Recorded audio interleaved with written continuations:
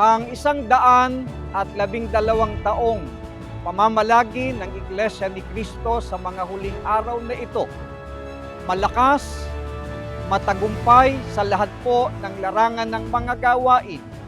Sa pamamahala po ng kapatid na Eduardo V. Manalo, katuwang ang kapatid na Angelo Eranio Manalo, ang pangalawang tagapamahalang pangkalahatan, ay kahayagan po ng iglesyang ito ay hawak po ng ating Panginoong Diyos. Sa Kanya po ang lahat ng kapurihan. Kami pong mga ministro, mga manggagawa, mga kapatid na naglilingkod sa tanggapan ay masayang bumabati sa lahat ng mga kapatid sa buong mundo. Happy 112th Anniversary! Purihin ang Panginoong Diyos!